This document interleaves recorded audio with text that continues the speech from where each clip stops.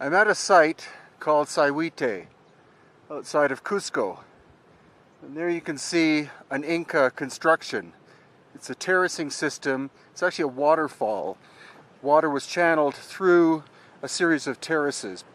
Probably it had some kind of ceremonial purpose. But what I've come to see as I walk over this little bridge is something that defines why I call my little entity or enterprise Hidden Inca Tours. And that's this.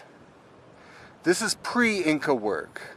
This is megalithic, and this is most likely thousands of years older than the Inca. So far back in time that there are no oral traditions relating to it. Now what you can clearly see are these are giant boulders that have been shaped by some kind of tool. The question is what tools and when. Too often places like this are called Inca ceremonial sites.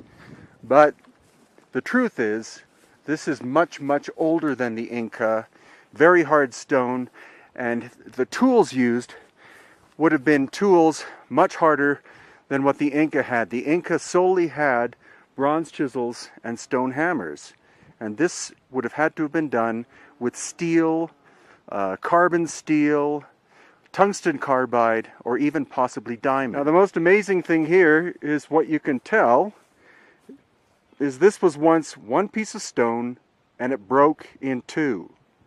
The question is, when did this break happen? Clearly it happened after the stone had been shaped, because you can see where the surfaces lined up. It would not have been a flaw in the stone because any sculptor or stonemason would have detected the flaw prior to doing all of this work. And it's also not the result of settling of the stone, because even if the land had settled, there's no way it could have snapped a stone of this scale in two pieces like this.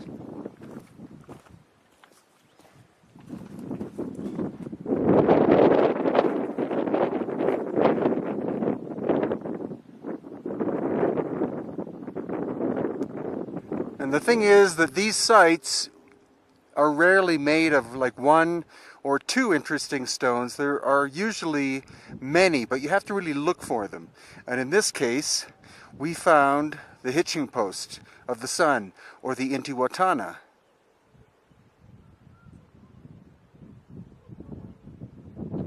It's quite a unique stone in that it has this square hole cut into it, which you can see.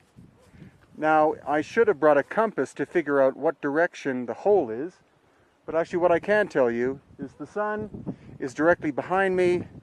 It's 3 o'clock in the afternoon, so the sun is setting, so that tells us that this hole faces east and west, and that would be logical in terms of it being a hitching post of the sun, or a sun-related stone monument of some kind.